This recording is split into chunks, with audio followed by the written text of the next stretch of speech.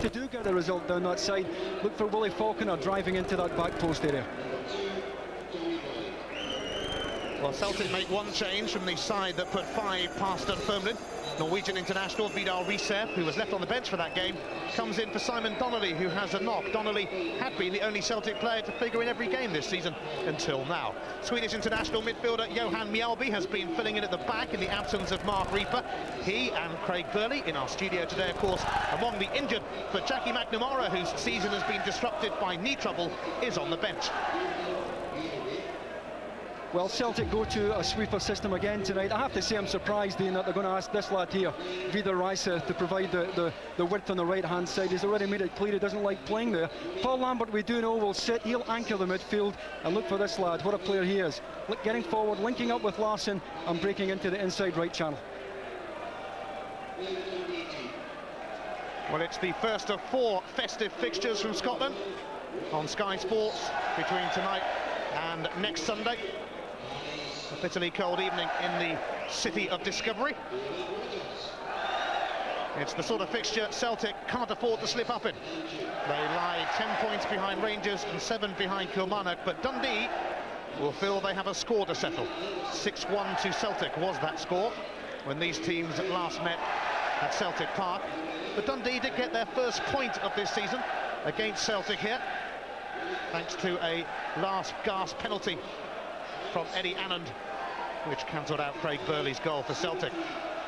A disappointing result on the road that for the boys, but that really has summed up the season so far on their travels, David. Yeah, most of the damage has been done away from home, Ian. It's difficult to predict just what Celtic side is going to turn up these days. They can be so impressive one moment and look very average at others. I think the irony here for Dundee is that there was a time last season during their promotion run where they just couldn't get a result here at Dens at all. They did have the best away record in British football, but their record here at Dens was woeful. Thankfully, they've managed to put that right this season. Just 3 defeats out of 9 here at Dens Park. As you'd expect, a fair following has travelled up from Glasgow. Celtic know that if they are to retain the title they waited a decade to win, there will have to be a marked, indeed massive improvement in that away form. Just 1 win on the road this season and a mere 7 points from 27 for these guys. Hardly the sort of stuff that champions are made of.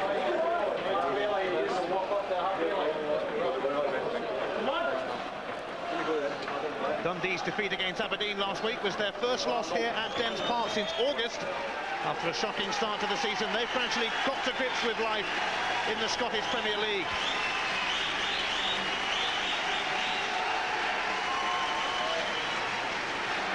It's close to a packed house at Dens Park.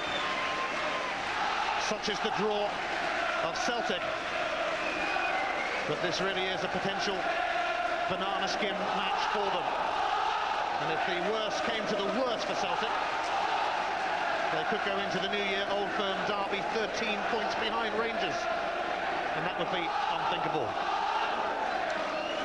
Well, Henrik Larsson has been the star of the season so far for Celtic. He really is having quite a time, and he's flying at the moment with 11 goals in the last 8 games, taking his tally to 17, and that includes a hat-trick last time out against Dundee. All this for £600,000 from Feyenoord, the definition of a bargain buy. Dundee have a foreign influence too. The popular Pole, Darius Adamczuk, a cult hero at Dens Park, but at 29 and out of contract at the end of the season, he feels it may be time to move on in the hope of rekindling his international ambitions. He once scored, indeed, for Poland against England. So far, St Johnstone and Norwich have shown interest. Well, Jonathan Gould has established himself as Celtic's #1 after an inauspicious career in England. His fabulous form en route to the Championship last season earned him a long-term contract. He faces a battle with Wimbledon's Neil Sullivan for Scotland's #1 jersey, but soon both of them could be threatened.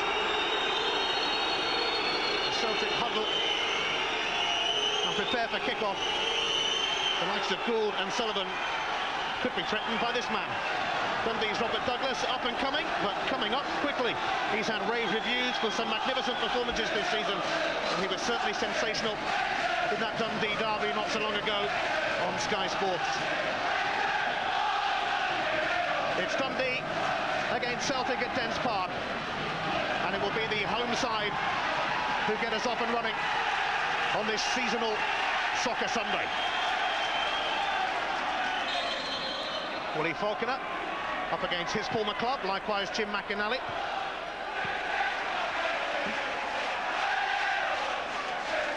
Certainly the Dundee players will need no lifting for a match like this, especially after their 6-1 thrashing at Celtic Park the last time the teams met. A result which Jockey Scott would like to erase from his memory, and tonight he has the chance to go some way towards doing that. It's gone out of play, it'll be a throw-in. Up to Joe Benglos, appointed Celtic's head coach in mid-July, ending a long search to find a successor to Wim Jansen, former Aston Villa manager, of course. Anderson now. Brady, nice touch and a chance for Adamchuk. Dundee threatening in the opening stages. Well, already you can see Dundee are trying to get Anderson and Adamchuk on the ball. Stefan Mai, good coming forward, but not the best defender when he's forced onto the back foot. And as I suggested earlier, this is the area that Dundee will try to get at Celtic. It's Anderson's corner. Brian Irvin is up there. And Celtic with a chance to break as Birchall looks for Larsson, who might get it anyway. Birchall steaming into the box, but Robert Douglas is going to claim that, but a lively start at both ends. Well, it's a good break by Celtic. The problem that Dundee have, if they're going to play a 4 and push up, it leaves a lot of space, and we see here Larsson making the most of that space. And with the pace of Birchall as well. There's a chance for Falconer, and Mialbi wrestled it away from him. And you can't take your eyes off this in the opening couple of minutes. Well, it's been a smashing start to the game. Dundee certainly have no inferiority complex, as we see here. Adamchuk out jumping Stubbs to get the knockdown into a good area. And Mialbi was there to clean up.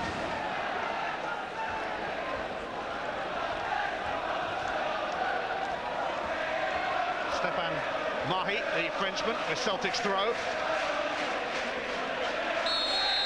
Well, it's got the crowd going already. The flurry of activity. This is Vidar Risa, restored to the starting lineup tonight in the absence of Simon Donnelly. He showed too much of that, though, to Rogers. Too much skimming, rather. Here's Lambert. Moravcik. And Celtic in here. And a goal already.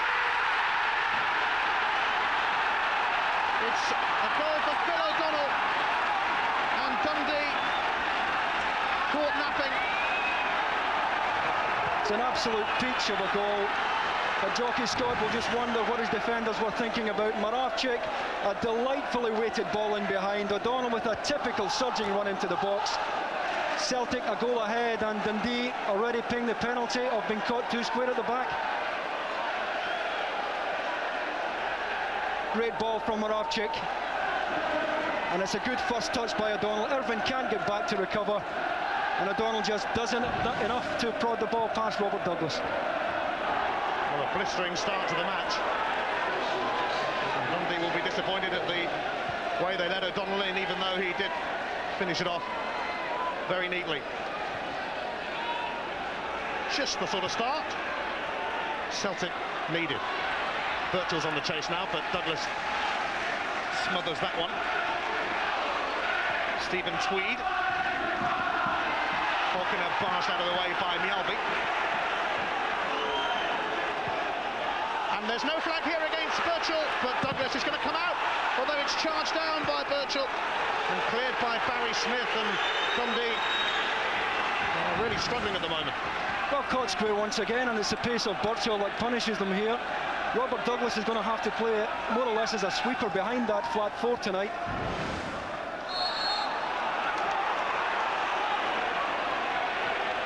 Mark Birchall, a youngster who's out of contract at the end of the season, huge Celtic fan, and I'm sure the majority of the Celtic fans, if not all of them, would love him to stay. It's Moravcik, meantime, with this free kick. That was rather strangely headed out of play by Ristev. Good defensive clearance, anyway. I think Jockey Scott will just want to get through the next 5 minutes without any damage, try and get things sorted out at the back, because the one ball is causing them all sorts of problems. The ball just dropped in behind. And as I said earlier, when you have somebody with Burchill's pace, it means that Robert Douglas is going to have to be right out on the edge of his area for most of this game, playing as a sweeper.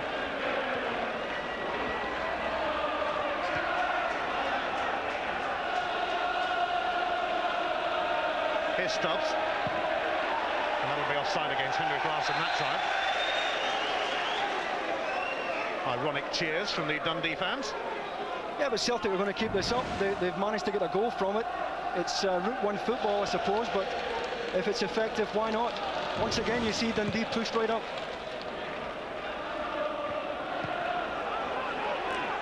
Adamchuk.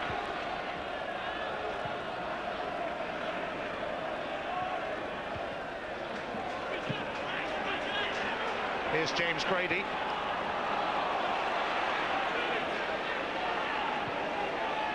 Crossed by Mahi. Lambert. Larsson. McInally to the towering figure of Stephen Tweed. And he was trying to put McSkimming away. Cut out by Mjällby. Ristev leaving it for Moravcik. Here's Paul Lambert. Celtic looking menacing again. Here's Stubbs. Moravcik. Away by Tweed. You could have banked on him winning that one in the air, really. Donald, the goal scorer. Falconer.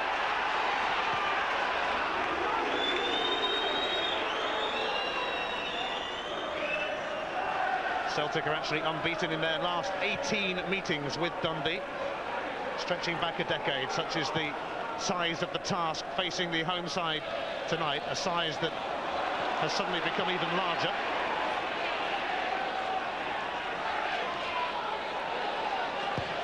And Moravcik, well, he fired that one in and wasn't far away, I don't think. Well, he can take it on either side. He really is a complete player.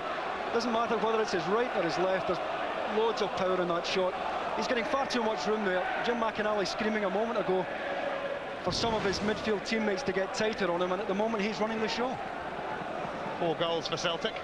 They've come in doubles against Dunfermline last week and against Rangers in that 5-1 Old Firm clashing. Oh dear. I think that's one of the worst kick-outs from a goalkeeper to a defender I've seen. I'd love to know what Jockey Scott's thinking right now. You don't really want to do that when you're already 1-0 down against Celtic. Lubomir Moravcik turning away from McInally. Here's Lambert, and it's going to be behind off Tweed for a corner. Well, once again, it's the footwork out in the right from Moravcik that made the room for the cross.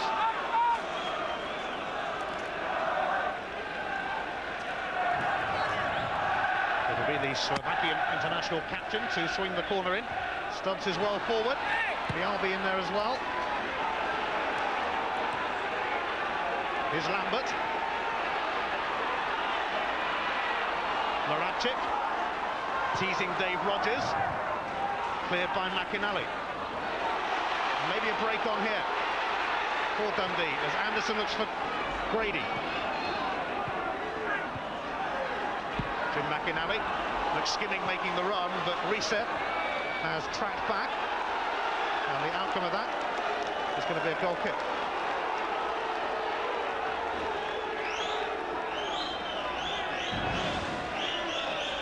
Well, at least Dundee are getting forward, taking some of the pressure off at the other end, and that's exactly what they need at the moment, a breather, a chance for Brian Irvine and Stephen Tweed to get the communication going again, and to get somebody, probably Jim McInally, tighter on Lubo Moravcik. Tweed's header.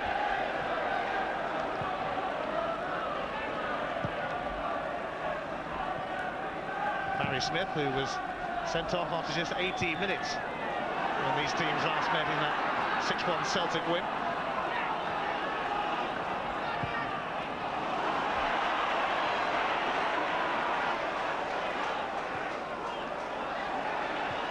Smith and Falconer and McInally, who's just touched the ball there. Former Celtic men. Falconer's flick on. Away by Stubbs.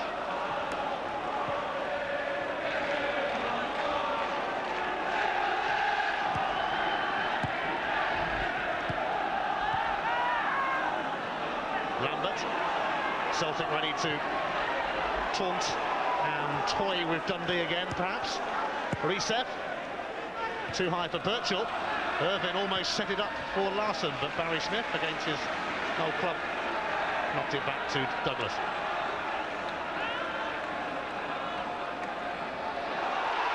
Is that a foul by Mjällby? I think there was a good shout.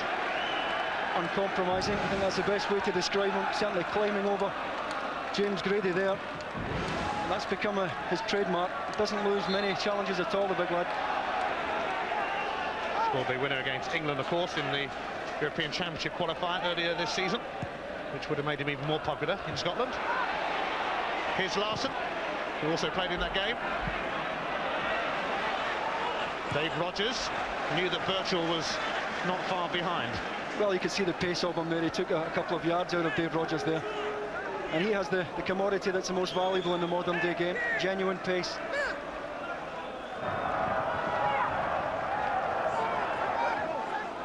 Reset finding Moravcik. Stubbs. Laying it off for Phil O'Donnell again. And it cannoned off the legs of Tweed. Smith retrieves it. Up towards Grady, but he's only a little lad. And it was won by Boyd. Here's Lambert on a mazy run. Not a bad cross either. Reset header, and it's 2-0 to Celtic. And they're having plenty of festive fun already on their trip to Dens Park. Well, Dundee in desperate trouble now. It's a decent cross from Paul Lambert, no more than that, and Reset doing what every wide player should do when he plays on the other side, getting himself into the back post area. Gets across Rogers, and Douglas left without a hope. And he gets up well, to be fair to him. He attacked it well. Vidar Reset, who has not settled in as well as he might have wished. Left on the bench last week, but he gets his first goal for Celtic here, and they have made a storming start. Reset with the second for Celtic. And you get the feeling their dismal away record might be about to improve, although here go Dundee with Grady, and that's going to be a corner. Well, that's better. They really have to try and get on the ball. So far, Dundee just can't get a kick here, but this is the kind of mobility they have up front through James Grady and the likes of Anderson and Adamchuk, but they have to get these players on the ball more often. Well, Tweed's always a good bet to come up for corners. This one is aimed in by Anderson. It's going to come back to him from McInally. Took it down rather well, but then had Phil O'Donnell to contend with. Celtic got themselves out of trouble quite comfortably, really. Here's Reset.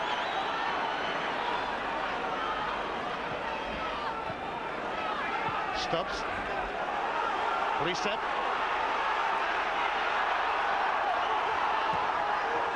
Back it goes to Alan Stubbs.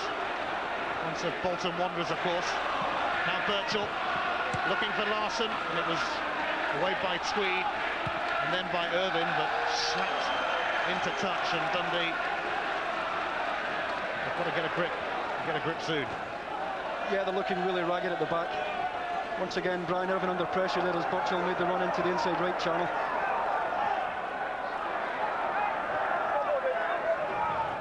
Stephen Tweed signed from Stoke City recently.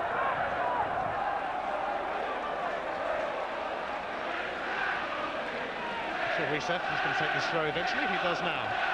Moravcik got away from McSkimming, and the referee says free kick.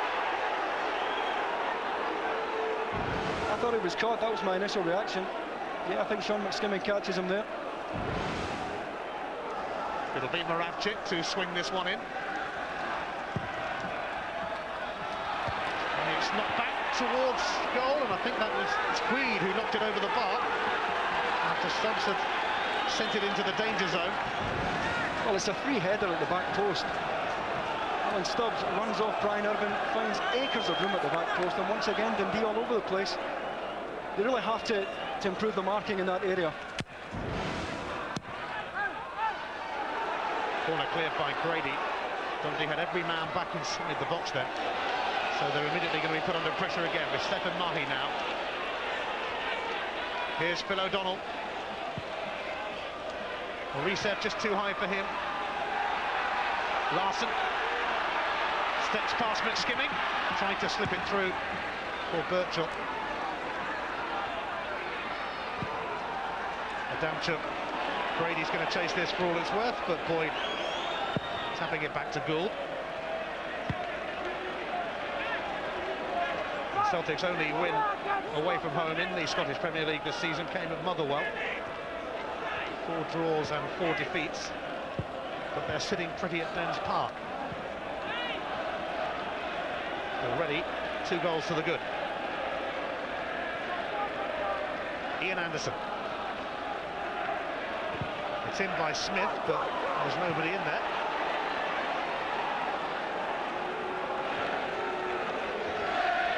Stubbs. Straight through towards Douglas. And as you can see, Celtic pretty much in control. Yeah, it's been one-way traffic between Lambert and Moravcik. Celtic have this game by the throat here. There's no flag here against Larson. Oh, and it bounced off his chest. And he managed to bring that under control. It might well have been number 3. It's the same ball again. It's just thrown in behind. Both Irvine and Tweed caught out of the game there. Rogers comes across, but even he's too late. Unfortunately enough for Dundee, Larson's first touch was clear. Which doesn't happen very often.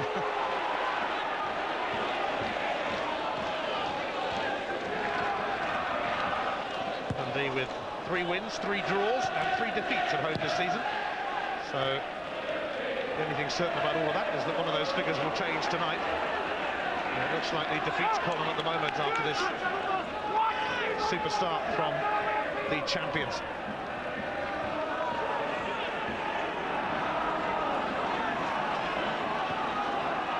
How can Dundee find a way back? Maybe like this with Grady. Dragged it well wide in the end. Nice turn though. Yeah, he's always lively. He's always looking for the ball into feet. Certainly not going to win much upstairs, and it's a good turn here.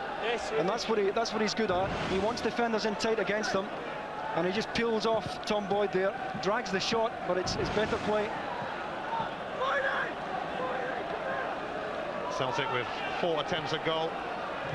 Dundee lagging behind.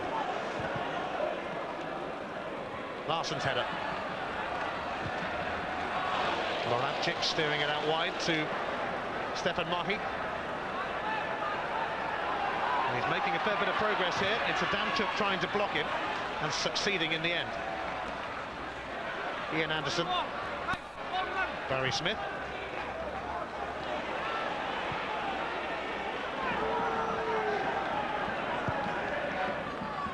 In by Stubbs, and that's going to be a corner off Anderson.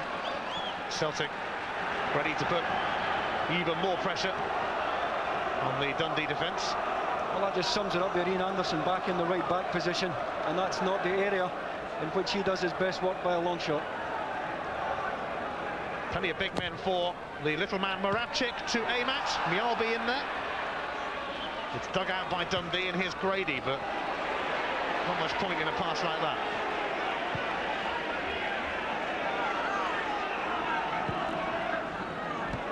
Stubbs.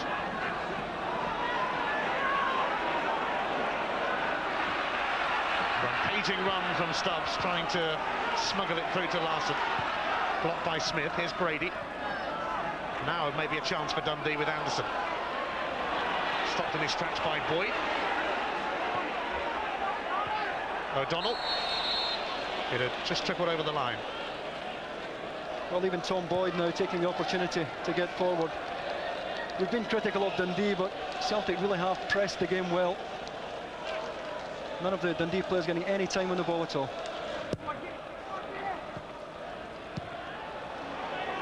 After those 1-0 wins for Rangers against St Johnstone, even though they were down to 10 men yesterday, and Kilmarnock's 1-0 win also over Hearts, Celtic knew just how vital a victory was here.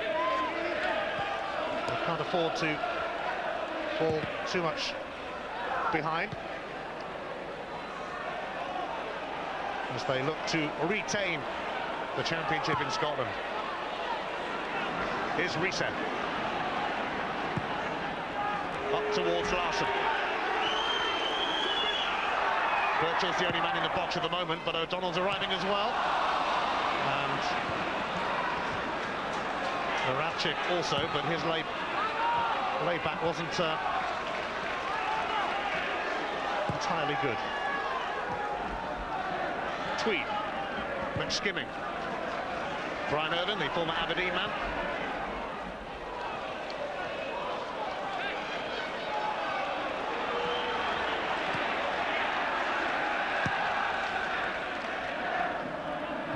Steered on by Willie Falconer, away by Mialbi. Moravchik through, offside against Birchall. Close one. Well, just as well for Dundee, and it must have been very tight, otherwise Birchall was in. Brian Irvin steps up, Stephen Tweed didn't. I think he's on there. I think he's on.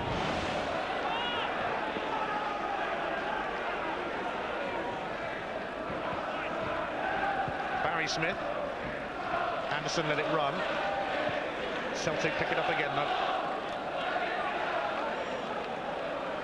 Here's Lambert. So many options available. And he chooses O'Donnell. Larson.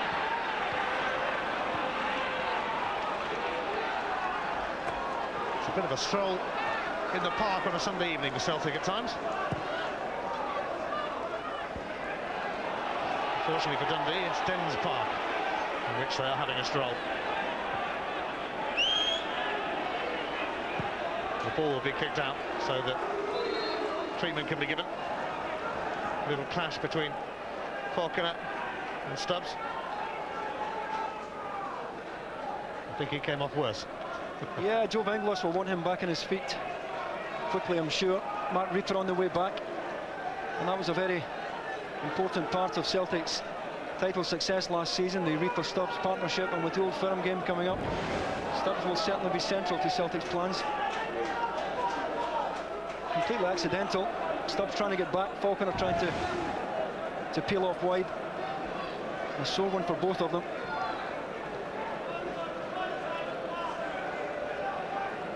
Treatment then for Alan Stubbs, who ever since he joined Celtic really seems to be linked all the time with a possible return to England. Celtic making a remarkable start here. Phil O'Donnell tucking this one away very nicely. Yeah, it's a beautiful pass, and O'Donnell, one of the few midfield players who likes to go ahead of the ball, gets his reward. Perfectly timed run, Dundee caught square. And this time good play from Reset, coming in at the back post, across Rodgers, and he gets plenty on the header.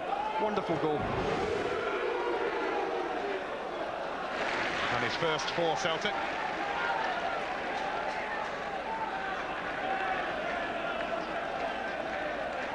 And we're back in action.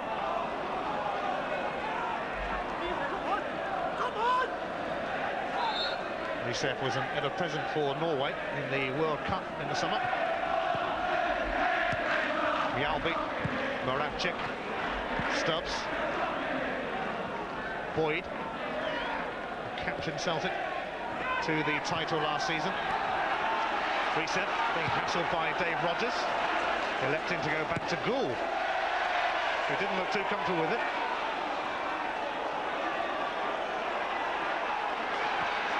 Stubbs to Reset. O'Donnell. Lambert, Larsson. Dundee are trying to get stuck in. Here's Moravcik. Now Birchall. And there's going to be a delayed yellow card going to Dave Rogers for a challenge earlier on Risev. Meantime, it's a corner kick to Celtic. So the Scouser, who started his career with Tranmere and then went to Chester, gets a yellow card. Really young, catching up with him. Moravcik's corner, and a comfortable claim from Douglas. Yeah, this is why I got the yellow card there. The knee up, catching the thigh of Risev. I don't think Dave Rogers would have too many complaints over that one. At least Dundee are getting a bit closer to the Celtic players now. It was, as you suggested, in a stroll earlier on. At least they're pressing the game a bit more urgently now. Here's Lambert, though. Moravcik, who's popping up everywhere. Looking for Larsson, but Douglas sprinting out.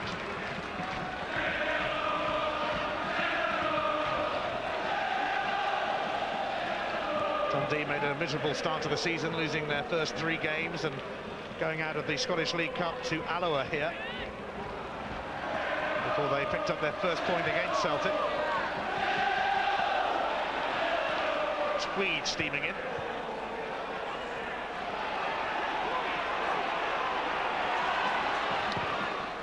Lambert's clearance, and Larsson trying to sell Ergen a dummy, but it didn't quite work. Here's Mahi, battered into by Brian Ergen. Big Brian, fully committed as usual. Mahi's footwork just too quick for him there. No malice, but certainly a free kick. Birchall to Risev. O'Donnell surging into the box, and Smith did enough to marshal that behind. Well, tomorrow in the Nationwide League in England, our live action comes from Molineux. Wolves, still seeking their first win since Colin Lee was officially appointed manager, take on the high-flying Ipswich. It's Monday at 12:30 on Sky Sports 2. Stephen Tweed taking the goal kick. Lambert, re-step, it's going to come straight back towards the Dundee rear guard. Lambert, Moravcik, Mark Birchall. Lambert waiting. Moravcik.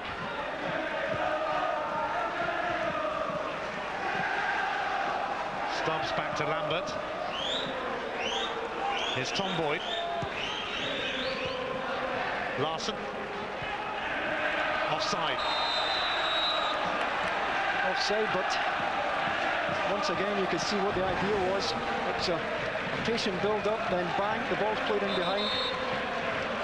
Again, not a lot in it. Dave Rogers, the last Dundee defender there.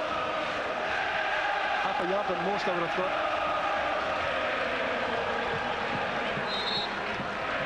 Toki Scott, who's had great times here as a player, finding the going tough in this particular game. He cannot have planned for being 2 behind so soon. But his team are showing signs of life now.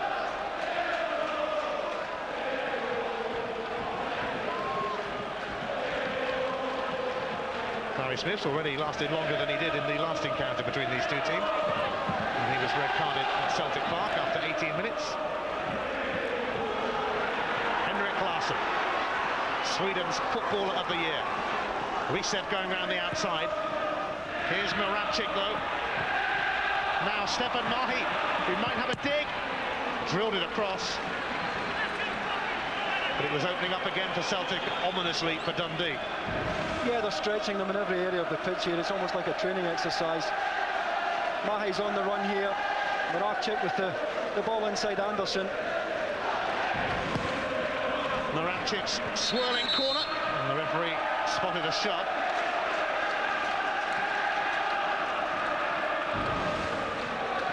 It's a hopeful ball into the area. Larson, I think, played it with his arm.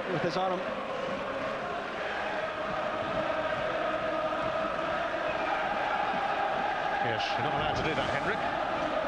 Willie Young, the man in charge today. And straight to reset. Celtic's away record has not been that hot as we've been saying tonight, but at home there ain't much wrong. They've won their last 5 there, scoring 20 goals in the process. They are the top scorers in the Scottish Premier League with 39.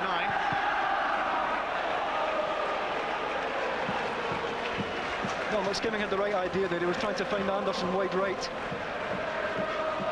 And that's what they have to do. They have to try and get Anderson on the ball and get him running at Mahi down that right-hand side. Celtic's goal tally, in fact, now up to 41 after the 2 they've got today. And they might not stop at 2. Although that's gone out off Mahi.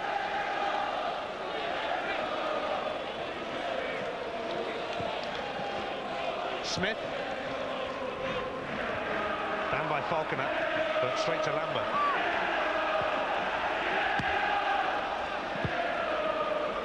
Phil O'Donnell's going to latch onto this.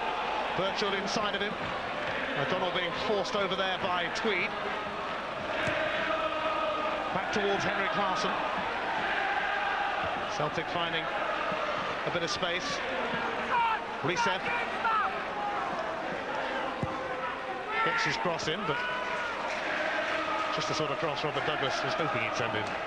Yeah, it wasn't a good ball. He's already said publicly this season he doesn't like the wide right role. Might fancy it a bit more after that goal tonight.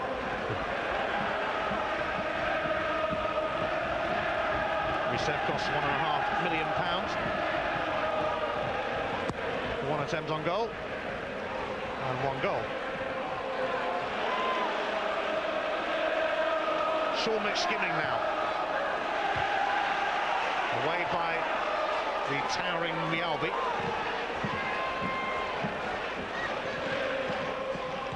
Larsson, lovely touch out towards Risev. Lambert popping up as usual. And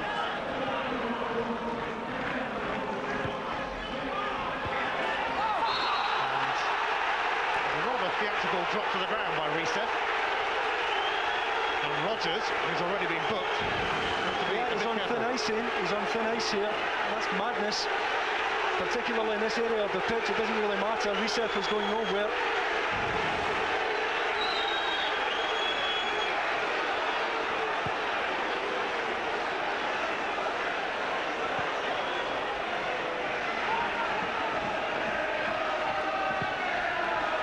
Offside flag will go up against Henrik Larsson.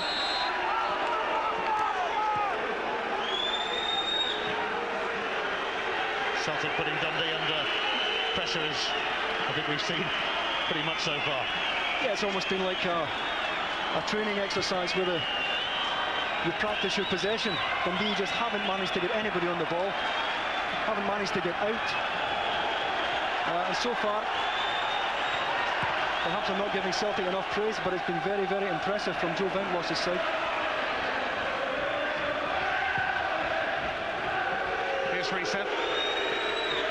Getting booed by the Dundee fans after that foul on him by Rodgers.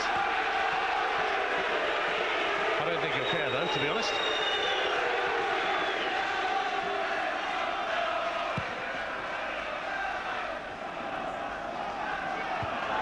Away by Mialbi, it's going to come to Risev.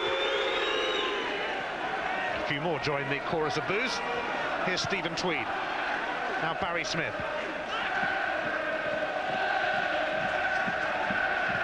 Jim McInally. Steered out of play by Stefan Mahi.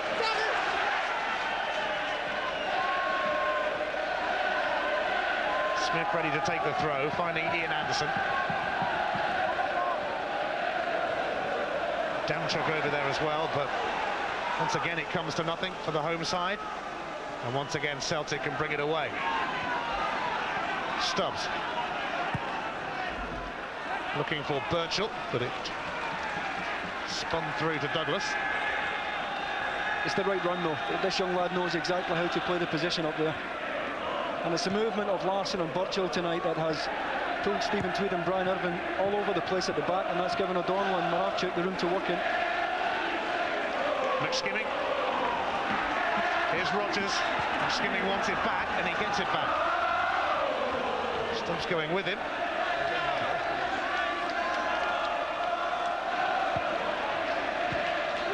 McSkimming to McInally, but in steps Risev.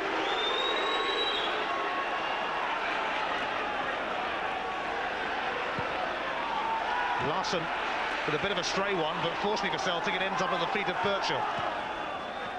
Moravchik. Lambert, now Mahi. Dundee stretched again. But Brian Irvine had plenty of time to chest that down and clear. Straight though to Lambert. I probably don't need to tell you that this is Risev. Well, I think big Brian Irvine's clearance here just about summed it up, and that's why Dundee can't get out. They're kicking it anywhere when they're under pressure. Instead of trying to find a dark blue jersey, knock it into feet, get somebody to hold it up until the midfield and the back four can get pushed out. Rock solid for Aberdeen for so many years, Brian Irvine.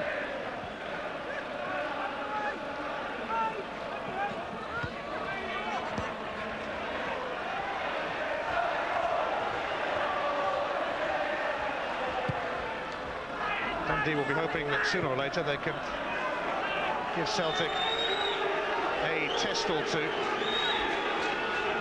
And there's a Dundee injury, and it's Darius Adamchuk. Yeah, he's a big player for Dundee as well. Jockey will certainly be hoping he can carry on. But as you said, Ian, he's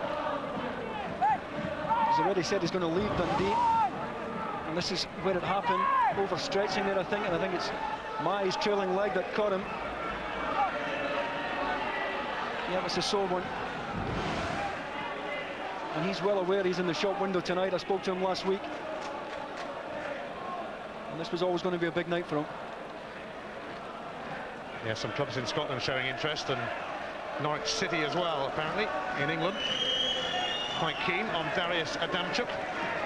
Scored for Poland against England in a World Cup qualifier in 1993. He's played in a few countries in his career, the likes of Eintracht Frankfurt and Udinese. And he's ended up in Dundee, but maybe not for much longer.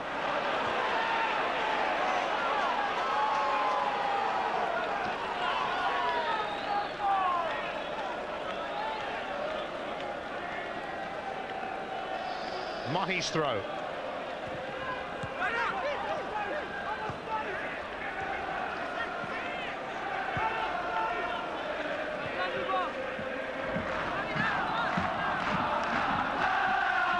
Who became a firm favourite with the fans of his previous club, AIK Stockholm.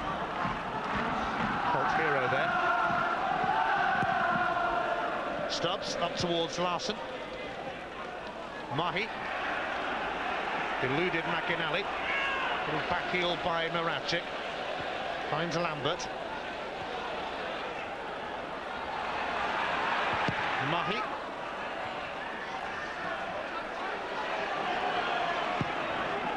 Every time Dundee clear it, it comes straight back towards them.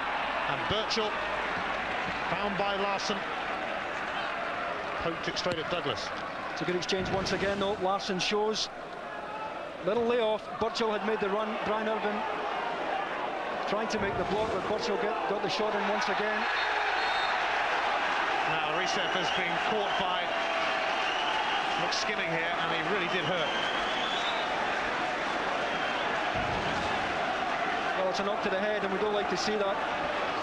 Sean McSkimming showing the sole of his boot there. He appeared to catch the Norwegian quite heavily.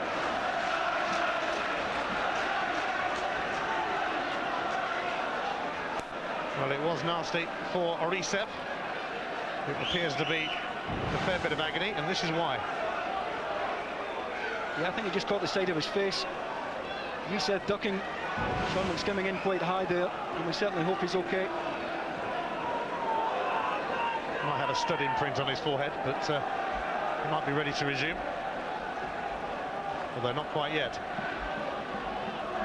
It's all going well for Dr. Joe Venglos in Dundee tonight. A season, of course, in England with Aston Villa, which didn't go so well. Plenty of coaching experience at international level as well.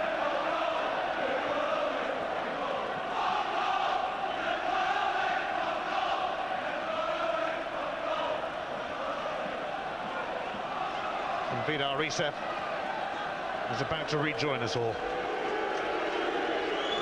Yeah, it's always worrying when we see a player take a head knock. He certainly felt that one. Good to see him back on his feet, though. And Brian Scott, the Celtic physio, won't take any chances at all, I'm sure of that. It's Lambert standing over the Celtic free kick. Stubbs making a move in the box, but it didn't reach him. Tweed made sure of that. Mahi's miss kick inadvertently set up Moravcik. His lob, though, taken by Robert Douglas. Rogers. Jim McInally. He began his career at Celtic, finds Barry Smith, another who played for them. Larson. Reset. Through towards Henrik Larsson. Dundee ensuring there was no way through that time. Stubbs now. And that was rather disappointing. I think he expected someone to play the run across, but no one did. Yeah, he's looking for Burchill to make the run to the near post. Celtic will want this third goal. The game's not dead yet. If they get a third goal, I don't see any way back for Dundee. But they've got to kill the game off, and they haven't been doing that so far this season. Reset. Paul Lambert.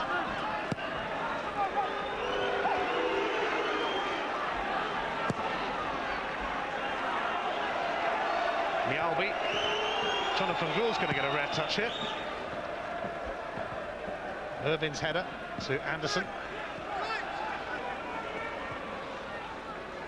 Barry Smith looking for James Grady, who was the top scorer last season as Dundee won promotion from the First Division.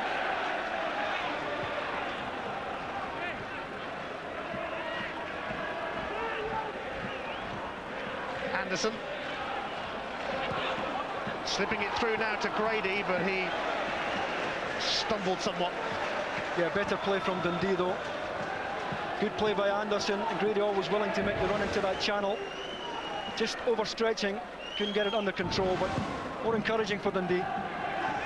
Here's Burchill, though, ready to terrorise them at the other end.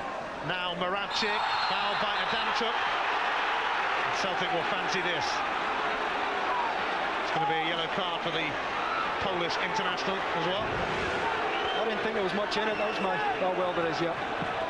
Yeah, the hands are up from Darius Adamchuk, but the replay said it all. Footballers always try that innocent look, don't they? Rarely get away with it. Part of the training. Friday morning we practice that. I can believe it.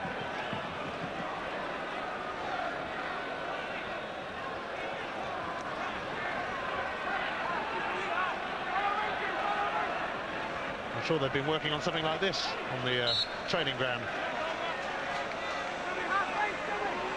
It's going to be Henrik Larsson, and it had Douglas scrambling across. Well, he tried to disguise it. Looked as if he was going to play it for the top right corner. Tried to bend it into the bottom left, but Douglas read the script there, and a good catch.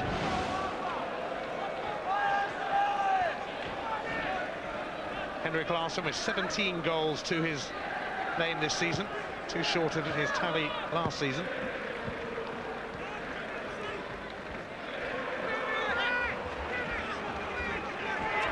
Larsson has been in fabulous goal-scoring form lately with 11 goals in the last 8 matches, but he hasn't been required to net tonight yet. O'Donnell and Resepp, the Celtic scorers. Here's Moravcik, though. He's going to have a dig on goal. have wished he hadn't. The little check inside here, he's so two-footed, disguises the shot, checks back onto his left side, makes another half yard, didn't get over the shot. But you can see this man's pedigree, and a lot of people were surprised when Celtic took him for £300,000, but 70-odd caps for Czechoslovakia says it all.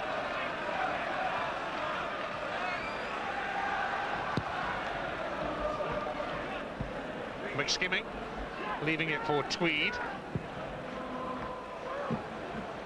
Banged up towards Anderson. Mahi, not letting Anderson round. I think Anderson was saying, how was I supposed to get past him then? Obstruction? I really don't know how defenders get away with it, Ian. It's a blatant case of obstruction. It happens every day of the week at football. And it's frustrating if you're the wide player trying to get the ball there, because Mahi's making no attempt to play it. And 9 times out of 10, the defender gets the decision.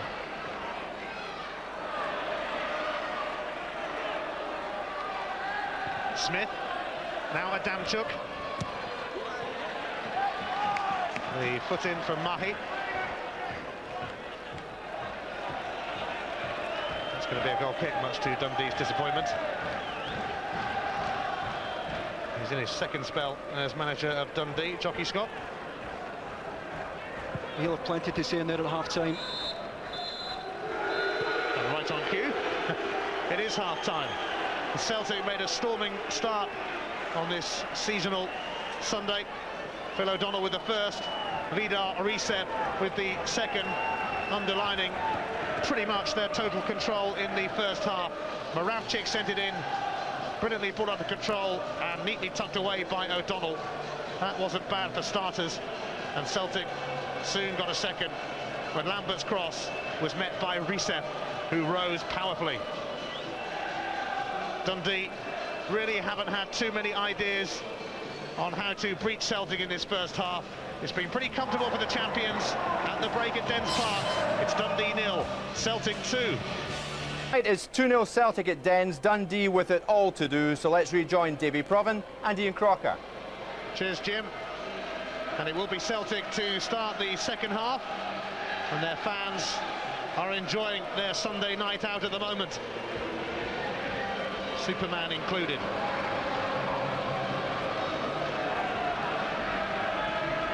It's been a cruise for Celtic so far, leading by 2 goals to 0.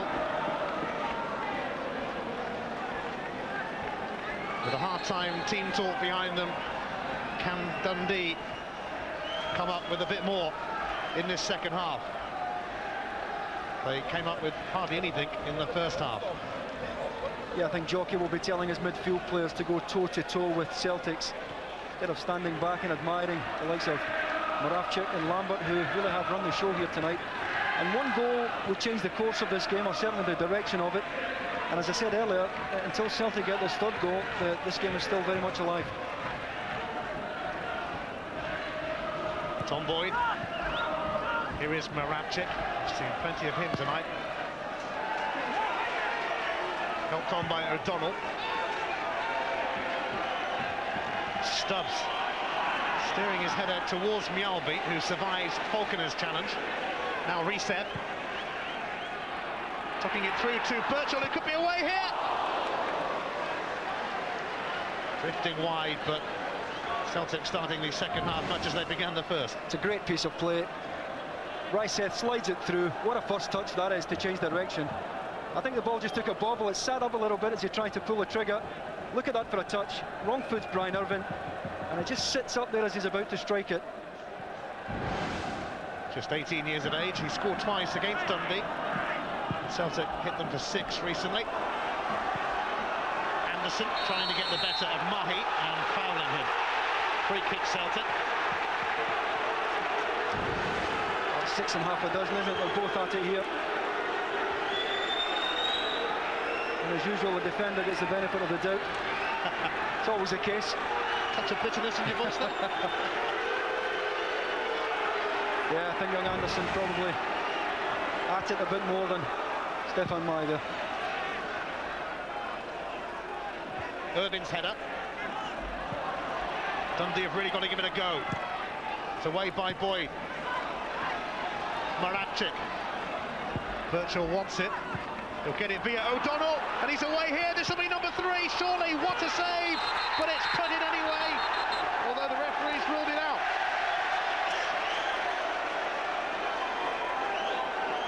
Well, he knows he should have scored the first attempt. It's a delightful ball in again in the inside left channel. It's a good save by Robert Douglas, and the ball certainly comes off Birchall's left arm. Douglas does well here. Comes back to him, and it certainly came off his arm there. So Mark Birchall denied another goal against Dundee. By the use of hand. He's having a good night though, and the contract talks seem to be at stalemate at the moment. And I would imagine he'll be giving the Celtic board food for thought here tonight. Yes, he's a tremendous talent. Moractic looking for reset across came Stephen Tweed.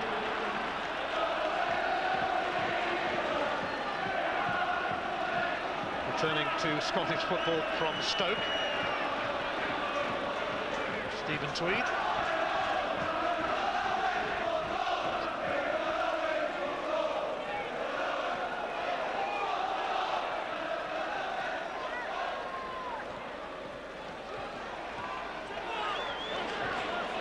It's going to be a throw into Celtic now.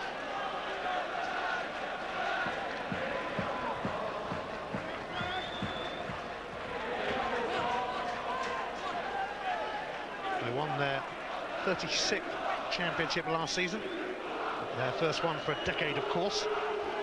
And how they would love to retain it, but they've got a bit of work to do in their efforts to catch up with Rangers and Kilmarnock at the moment. Grady's little touch. One back by Moravcik, now Stubbs. Looking to swirl it over Tweed's head to Larson, but it's not an easy head to get it over.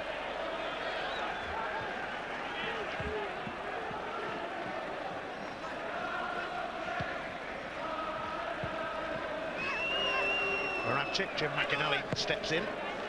Rogers.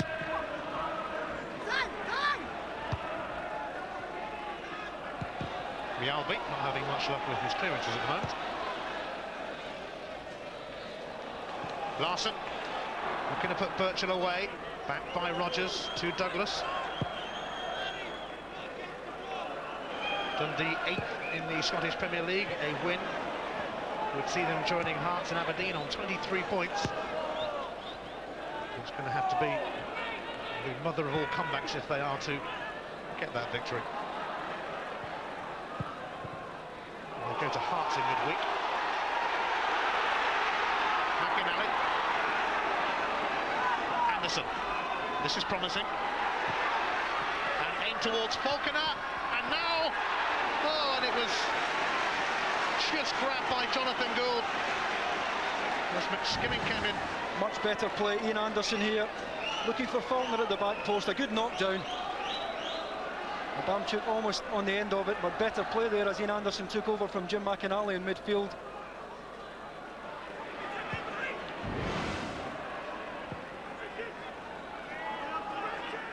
Dundee need to do a bit more of that, and quickly.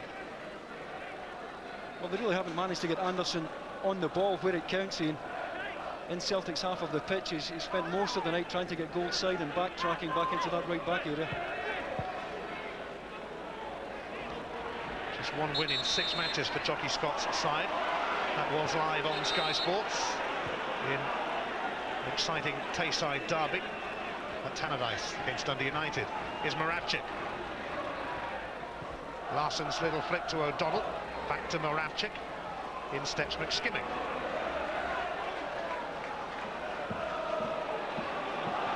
He had nowhere to go, so he finds Tweed. Smith. Here is Anderson. Smith straight at Lambert, who spotted that one coming. Mahi. Aimed in towards Birchall, who let it run here to Henrik Larsson. And it got lost a bit in amongst his legs and Rogers. And it bobbled through to the keeper.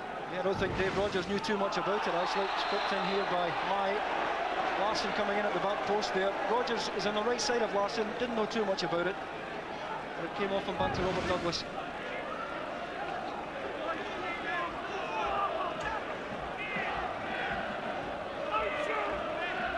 It'll be Rodgers then to take this free kick for Dundee. Looking for inspiration from somewhere to battle back and to reduce this 2-goal deficit. Came back at Jonathan Gould at a fair pace.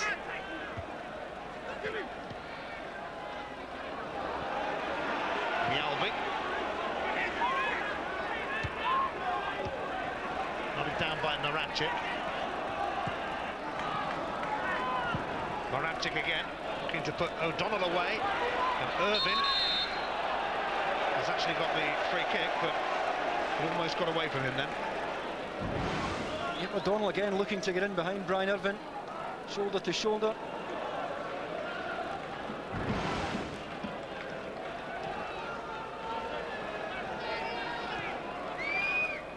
McSkinnon. Now Falconer back to Adamczyk, it goes, and deflected wide in the end. Corner kick. Well, Dundee having their best spell of the match now. It's a good layoff from Willie Falconer. Adamczyk tries to play it across the face of the goal.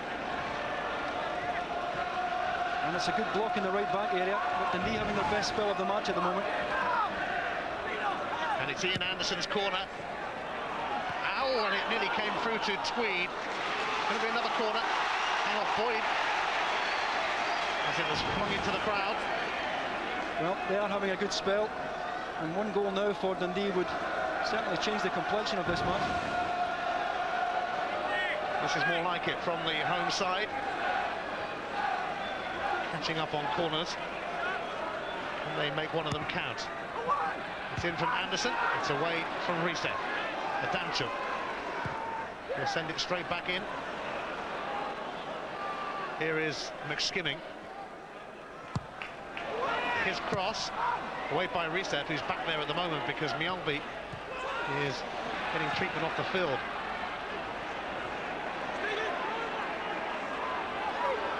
Larsson.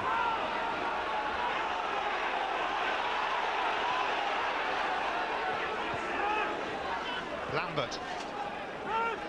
Lubomir Moravcik towards Tom Boyd. Now here's Stefan Mahi. Moravcik. Being hassled by Adamczyk. Slovakia against Poland.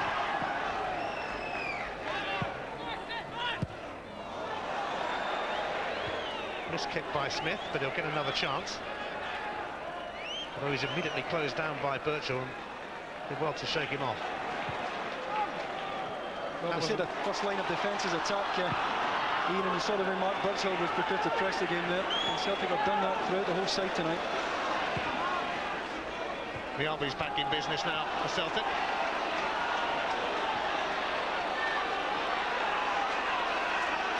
Here's Boyd.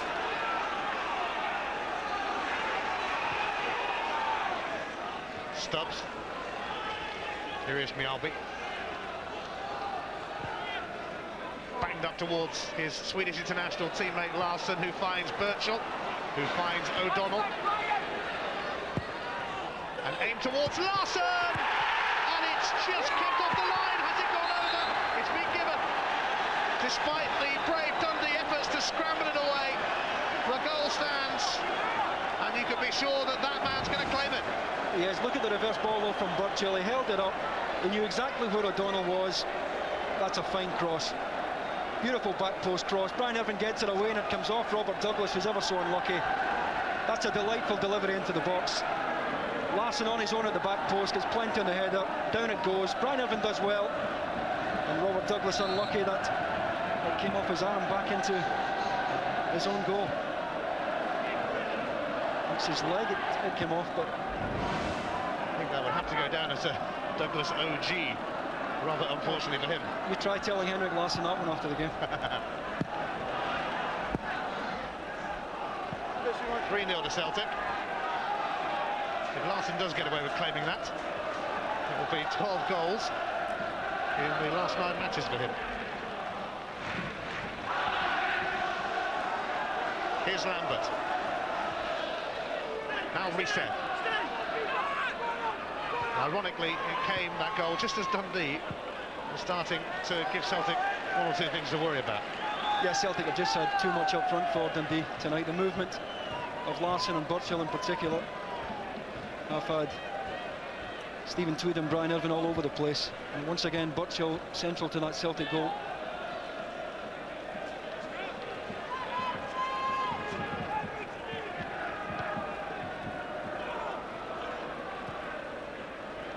Here's Stubbs. Birchall, full stretch, couldn't quite latch onto it.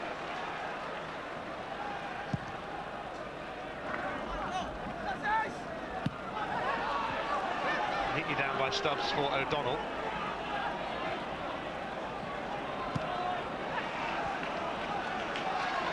Here is Adamchuk. Grady now.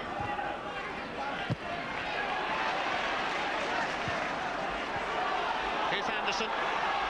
Falconer on the far post, it's aimed towards him, and he's kept it in, and Gould, under pressure from Grady, will deal with it.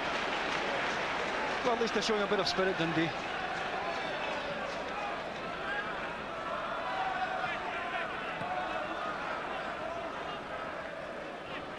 How quickly the complexion of the game can change. Celtic were being put under pressure by Dundee.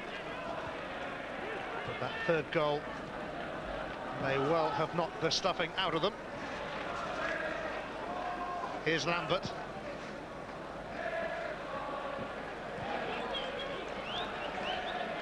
Douglas. Straight to Lambert. He's going to send it straight back towards Douglas, you can be sure of that. Via reset. And Tweed has to knock that behind for a corner. Yeah, it wasn't the best cross in the world. Stephen Tweed had no choice but to head it behind for a corner. And at this stage, the Celtic players will be thinking about the important games coming up and really trying to avoid injury now. This game's over. Moravcic's cross, Stubbs was arriving.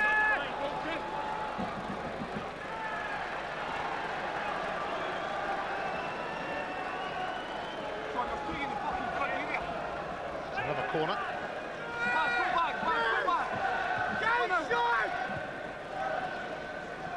Birchall gets it back and sends in a decent cross as well,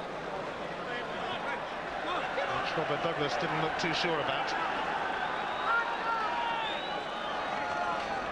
Celtic are camping inside Dundee's box at the moment.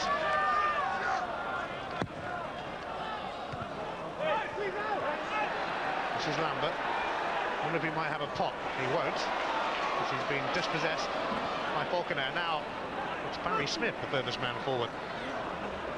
Don't think he's going to keep it in play. Brian Scott did well to get out of the way there. What was his touch like, though? You don't find Scott getting in for many 50-50s, I can tell you. Mjalby. Boyd. Up towards Larsson. Celtic menacing again with Moravcik now. And Larsson didn't quite reach him. But he nearly did. And Celtic are in the mood for a bit more. Well, they're queuing up at the back post. Larsson's there. Mahay's getting forward as well. It's a good ball in from Moravcik again. Barry Smith does enough to get it away, but Celtic once again have men over at the back post. Birchall then sends in a pretty neat corner.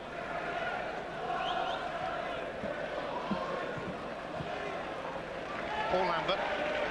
Moravcik wants it. Those two at the centre of most things for Celtic. Larsson.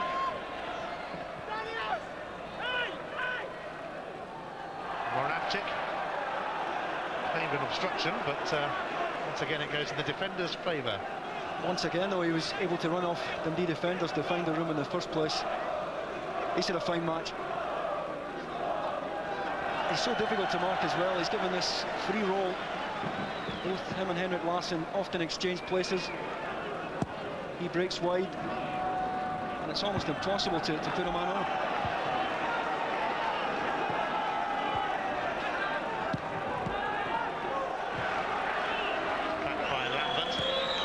to Gould.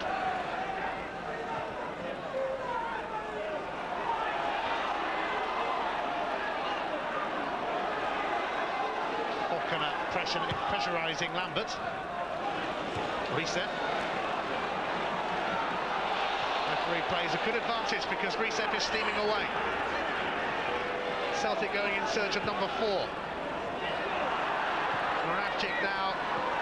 Here's Larsson. And the flag has gone up.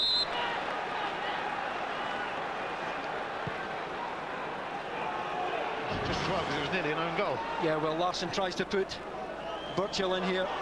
Yeah, he's a yard off.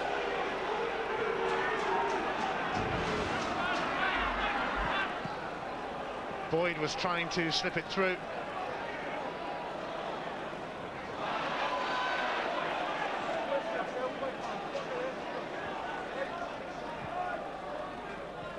McSkimming. Dundee considering a change to try and liven it up for them, and after that pass from Sean McSkimming, which was pretty woeful, they're going to make that change now. Double change, in fact. Ian Anderson is one of those going off, and Dave Rogers is also making way. Rogers and Anderson off, and Lee Sharp and Eddie Anand coming on. Anand, the top scorer this season, and he has netted in the 2 previous games against Celtic. Yeah, scored with a penalty up here in September. Last-minute penalty that earned Dundee a good point that day. And Lee Sharp is also called upon for Dundee.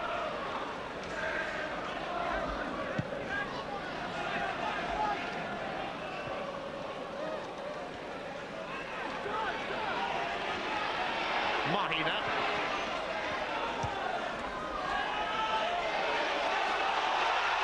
Moravcik with the throw. The Dundee fans felt it should have gone the other way. Irvin on top of Burchill to win the header. McInally. Smith. Mahi's going to marshal that behind.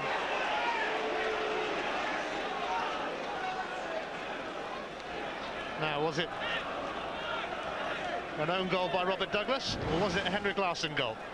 Well, I think it's officially it's an own goal. It's a good ball in by O'Donnell. Larsson with the downward header. Irvin, I think, gets it off the line, and it comes off Robert Douglas. But as I said before, Ian, Henrik Larsson will be claiming this, I can assure you. It's a good header. Douglas well beaten, and Brian Irvin did well. And that just sums up Dundee's night. Robert Douglas putting the ball into his own net. It's the sort of thing that happens when you're down near the bottom. Yep.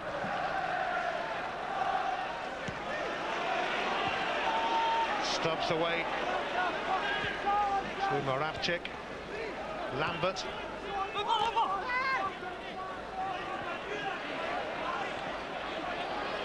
Here goes Celtic again, looking for number 4. And look at the space that Larsson has here.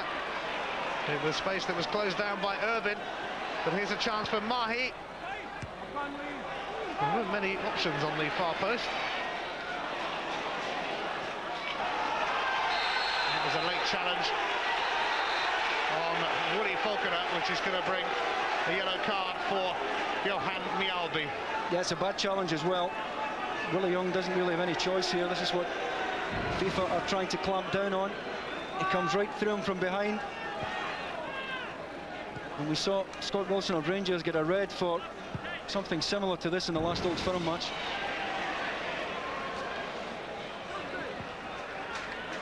Now O'Donnell with Celtic on the break again here.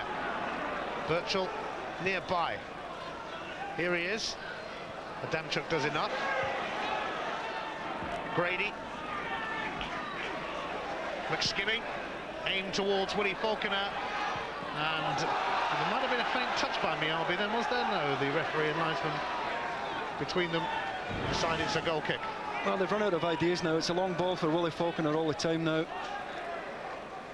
And that generally is a sign that a side has run out of ideas. Confirmation of that yellow card for the Swedish international Mjalby. I'm sure we might get a few of them between now and the end of the season. Compromising character.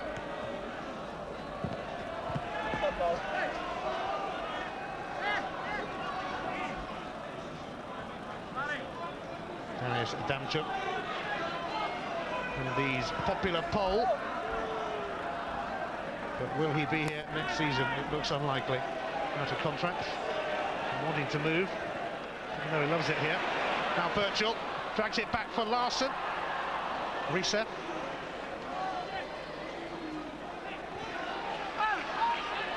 Stubbs. Offside flag's gone up against Phil O'Donnell. Well, he's looking right across the line here, Phil O'Donnell, and he shouldn't be offside. I don't think it's O'Donnell it's given against.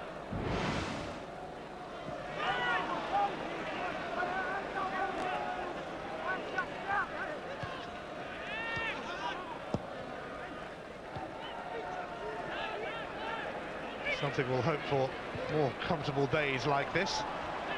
Here's Mahi. Well, likely to find it very comfortable in their next match though at Rangers in the New Year Old Firm derby. Of course, is live on Sky Sports. Here's Stubbs. Mialbi. Away by Tweed. Mopped up by Mahi. The second half possession very similar to the first half, really. Yeah, Dundee had a flurry at the beginning of the second half. They had a good spell then. May have got a goal back, didn't. And it's now beyond them. And here's Larson. He's away here, Larson. And it was a good clearance that from Smith, the former Celt. Yeah, he did well tucking in there. It's a good delivery here from Larson. Birchall at the front post. And Barry Smith does well to protect his central defenders. Moravcik ready to send the corner in, and Risev was rising again, but a goal kick.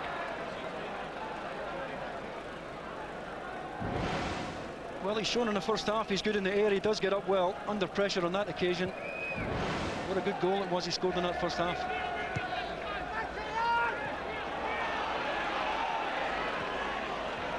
Ryan Urban might have heard a belated shout of man on then, as Henrik Larsson closed in on him. Here's McInally. Smith. Away by Mialbi, and Lambert shrugged off at Damchuk. Phil O'Donnell. Birchall gives it back to O'Donnell. Now Lambert. Moravcik. Here's Henrik Larsson. And that was an excellent block as Larsson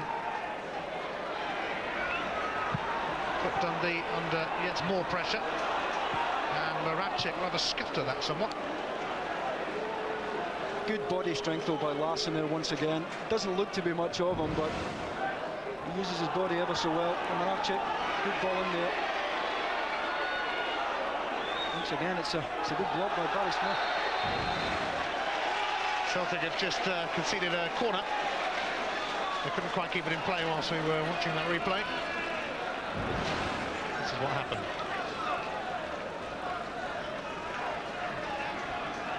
The conclusive proof.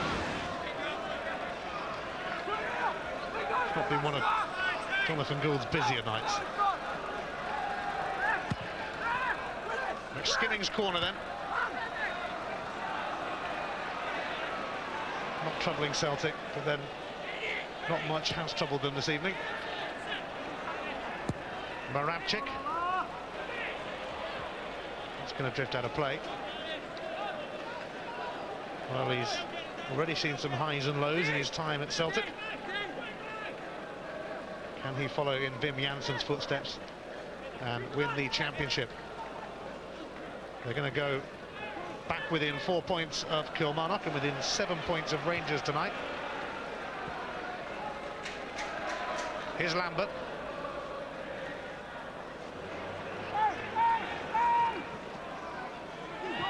Moravcik. Recess first time cross. Steered away by Tweed.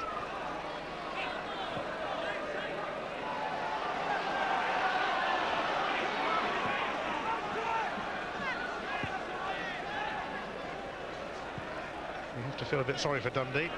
It's been a bit of a lost cause for them. Yeah, they really have stood off Celtic far too much, though, from the first whistle. It's like a possession exercise now for Celtic. And if you don't go tight on players like Moravcik and Larson, they're going to punish you. That's what we've seen tonight. Moravcik. Mjällby. Lambert. 1-2 with Boyd now.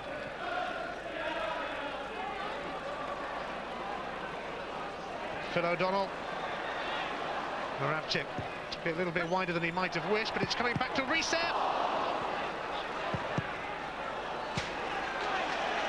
Well, Dundee blocking everything that came their way then, as Celtic rained in shots.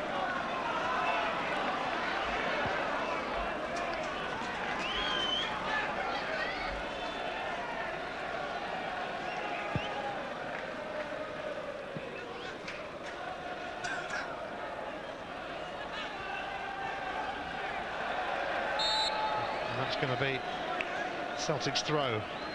No joy for Lee Sharp, thrust into the action as a substitute, and Dundee going to make another change shortly. Gavin Ray waiting to come on. Moravcik, but that will drift harmlessly through to Douglas. He's a player, Moravcik, that Dr. Joe Benglos knows rather well, of course. Fellow Slovakian, captains their national side. Lambert. Tried to be a bit too clever then. McInally finding Eddie Annan.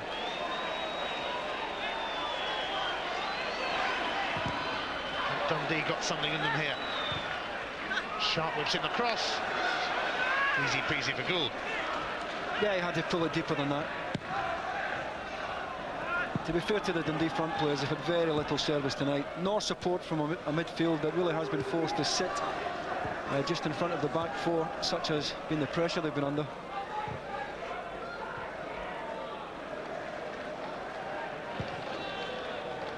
Larson looking to put Recep away, and he might well have done so here. And Willie Young clears it for Dundee, just as it was about to trickle through to Phil O'Donnell as well.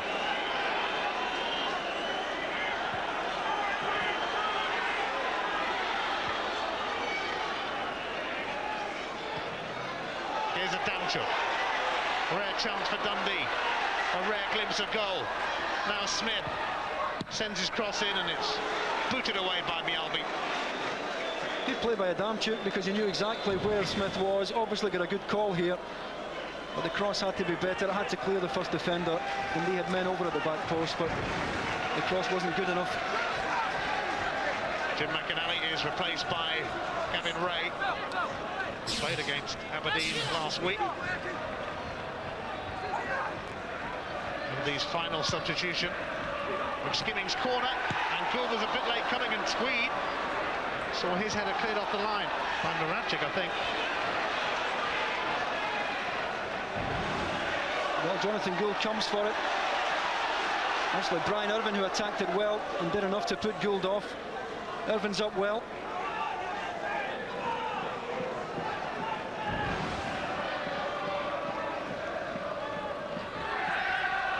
Dundee with just 3 attempts on goal to Celtic's 15, and that was their first on target.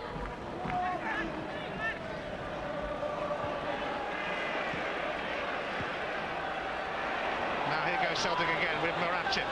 Recep wants it near post.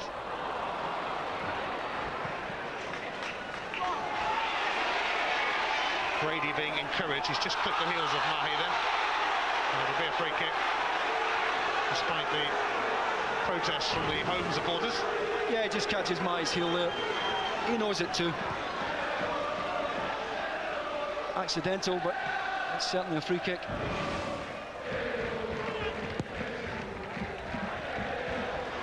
Irvin slamming it out of touch. A reminder that tomorrow in England in the Nationwide League, it's Wolverhampton Wanderers against Ipswich Town at Molineux, 12:30 on Sky Sports 2. Ipswich beaten just twice on the First Division road in 1998. Sort of away record that Celtic would like to have, and they're certainly improving theirs. at this moment in time.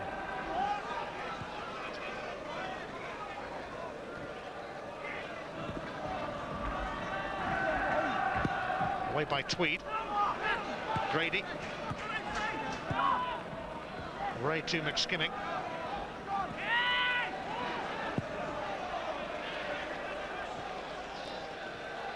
Dundee will keep plugging away. Sharp's cross. Almost reached Annan, but away by Stubbs. Irvin. Sharp. Didn't quite work for him that time, though. No, the first ball in was a good one. It was driven. Alan Stubbs did well to get it away. Jonathan Gould will be happy to keep a clean sheet here. He hasn't actually got too many of them to his name this season. 7. 24.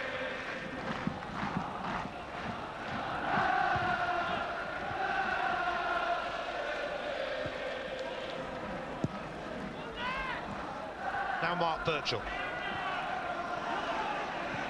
In slides Darius Adamchuk. There's a foul by Mahi on Grady that time. The Frenchman protesting his innocence.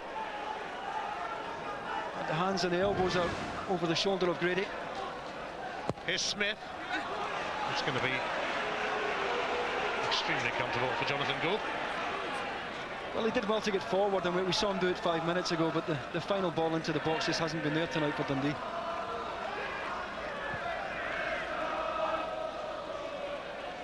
Mjalby. A good Christmas for Celtic so far. We'll be hoping it becomes a happy new year. Free kick for the foul on Sharp. Yeah, he's coming onto his right side here. Yeah, and Lambert has a tug at him. Chance here. Got to at least make Jonathan Gould make a save here.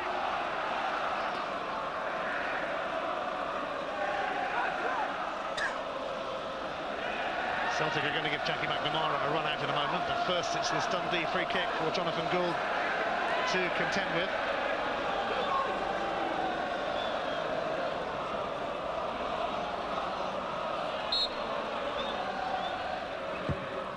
And Gould does contend with it, as it was wheeled towards him.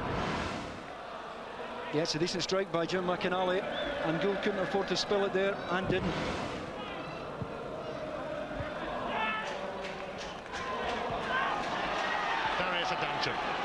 Dundee looking for a consolation. Adamchuk could be the man to provide it here, and Gould smothers from Anand at his near post. Best chance of the night for Dundee. Adamchuk puts Anand in. I think he tries to play it back across goal into the far corner. No, it doesn't actually. Certainly didn't get enough on it to trouble Jonathan Gould. McSkimming comes out of that little debris. Adamchuk.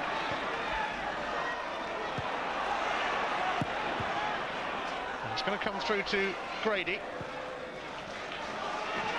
Now Sharp. Going to come back to Gavin Ray now. Set. But the free kick has gone Celtic's way for the foul on O'Donnell. Yeah, a little trip by James Grady on O'Donnell here. As it left leg comes in, O'Donnell goes down. He's trying to set up the shooting opportunity, bringing O'Donnell down to do it. Celtic making a change then, with Vidal Riseb replaced by Jackie McNamara. And Celtic will be glad to see him back. They had their injury problems this season, and it's been some real key men who have fallen victim. Yeah, he's a big player for Celtic. Certainly far more comfortable out wide right than Vidal Riseb, despite his goal tonight. Dundee are ending on a high, but it's been a pretty low afternoon for them. Oh, that's a poor clearance from Boyd, but he gets it back. It's a kind of slackness that creeps in when you're 3-0 up. Don't think we would have seen that kind of slackness at 0-0. So Jackie McNamara, whose season has been disrupted by a knee injury. It's a run out here for Celtic. A little flick by Anand, but Gould scrambles across. Rather lively enough at the moment, Dundee. Too little, too late, of course. Anand did well to get across Tom Boyd there.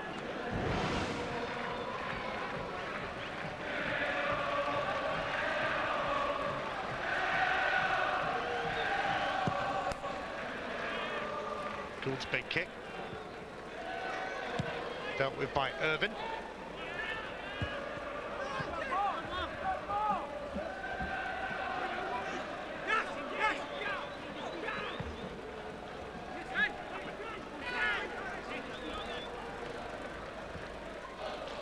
Celtic with a comfortable 3-0 lead here, seeing this one out, although Dundee are getting the odd sniffer goal in these closing stages. Yeah, Celtic have taken their foot off the pedal, haven't they? And they'll certainly, even at this stage, have one eye on the Old Firm game. Sloppy free kick. Celtic know they have 3 goals and 3 points in the bag, barring one of football's greatest ever miracles. Here's McSkimming. Eddie Anand.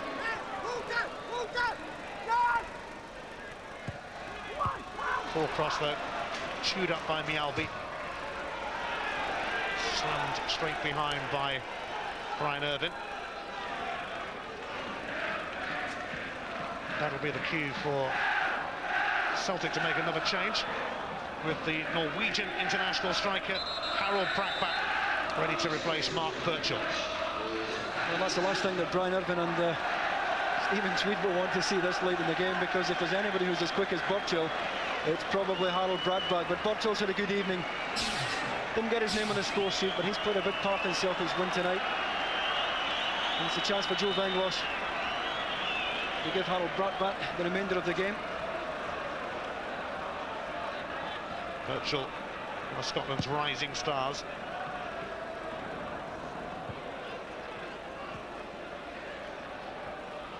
Prackback might get in here. And he does get the free kick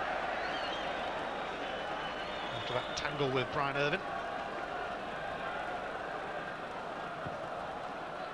Moravcik away to Mahi.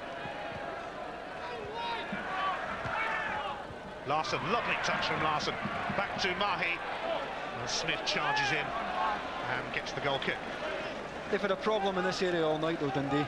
Celtic have had men over at this left-hand side continually. It's a good exchange. Knocked into Larson. How's that for a layoff?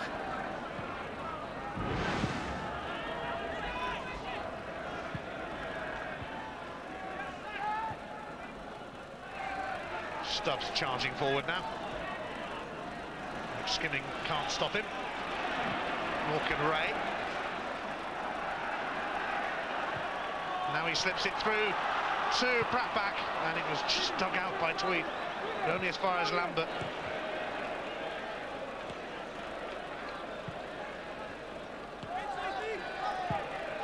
Away by Sharp.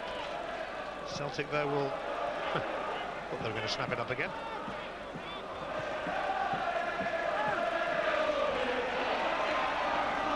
Smith tearing down this flank now. Grady goes for goal, and it was deflected for a corner. Well, they could have done with more of that earlier on in the match. Drop of the shoulder, makes a yard. Plenty of power on the shot. And that's exactly what Dundee needed earlier tonight. Bit of willingness to accept responsibility. Yes, they've left it too late, but they do have a corner. The second for this match. And it'll be McSkimming to send it in, but Jonathan Gould says, I'll have that one, thank you very much.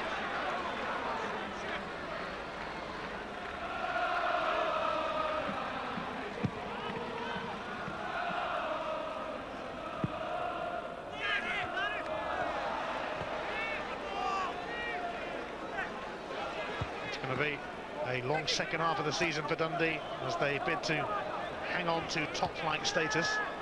But they have shown signs this season, if not tonight, that they do have what it takes to hang on in there. Maybe even do a bit more than hang on in there. Celtic have been in control this evening. Champions ending the year on a high.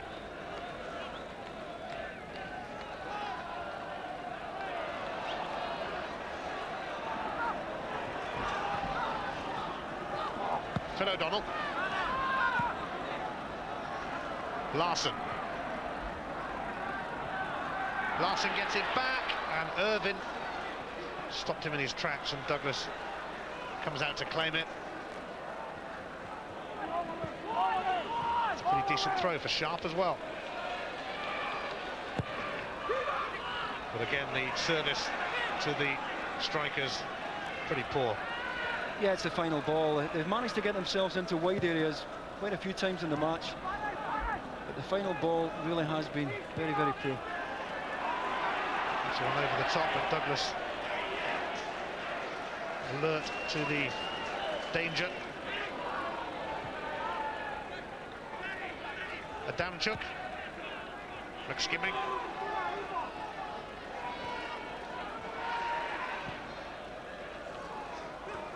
Here's Smith. Anand is in there, but again it doesn't happen for Dundee. And once again it's Barry Smith who gets forward, and that's a decent ball. Anand just can't get over it. That's a better ball in from Barry Smith on that occasion.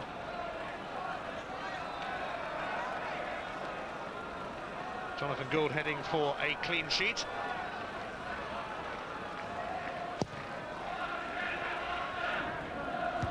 Irvin's header, James Grady.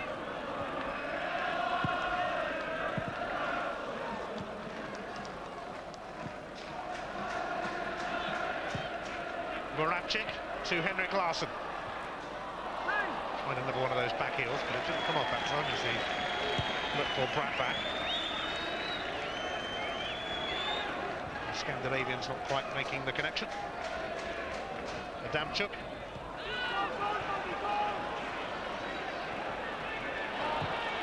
Larsson now for Bradback. He's going to have a go. Charged down by Irvin though. Anand turns away from Mialbi. Sharp in space. That's where it's going.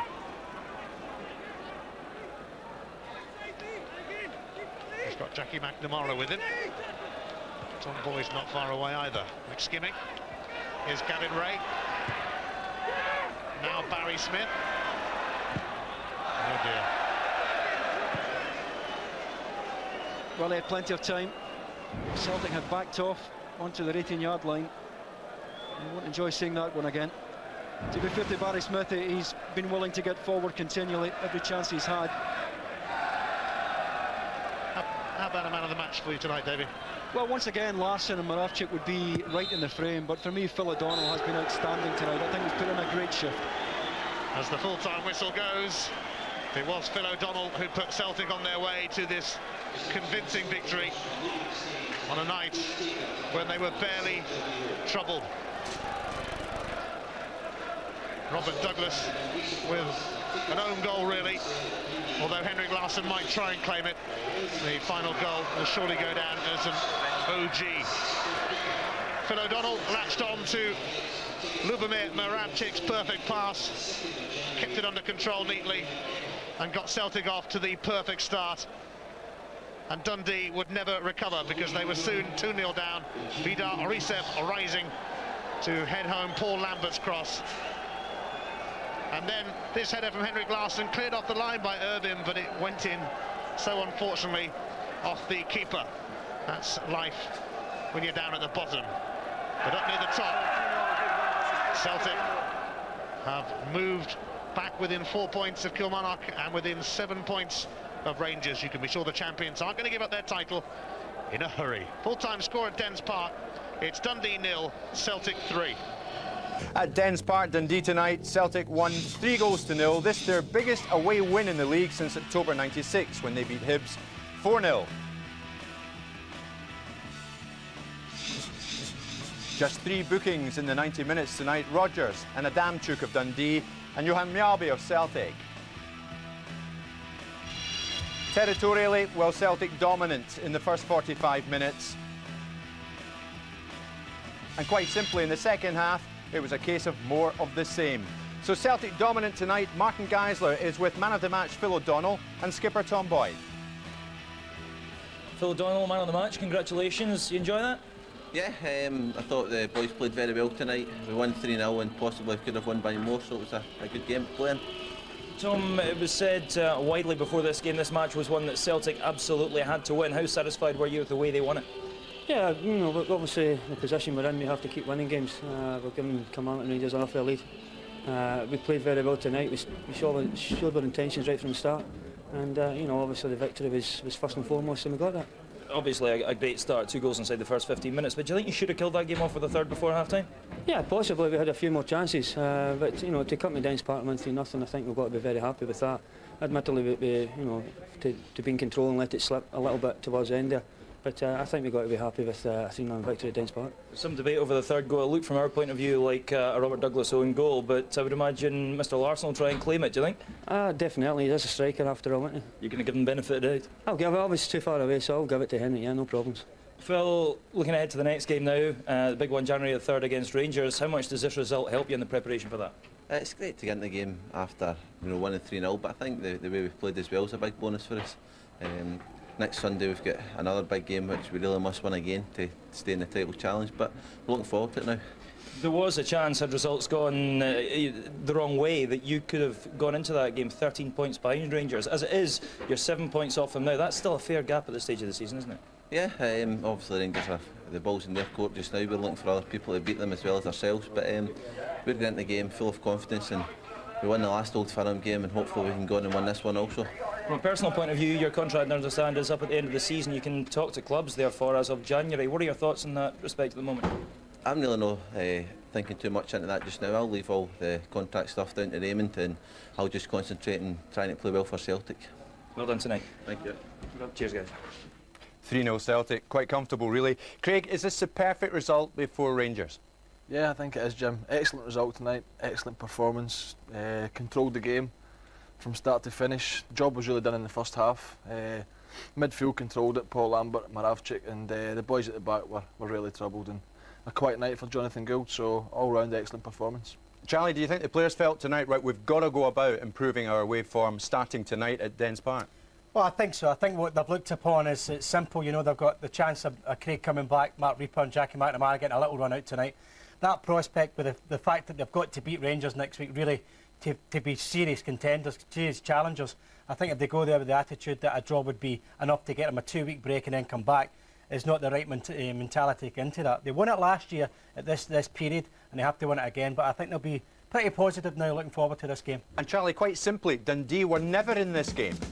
Well, Dundee United had 5 minutes in the second half, but to be honest, I think as soon as the lineup came for Dundee and this happened, it's a lovely pass and a great take from Phil O'Donnell. You go up to a flyer, but Craig, Celtic were never looking back, were they? No, I mean, the first 20 minutes Dundee all over the place at the back, new partnership at the back.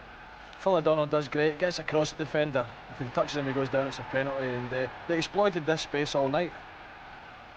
They did it ever so well. And it's time and time again.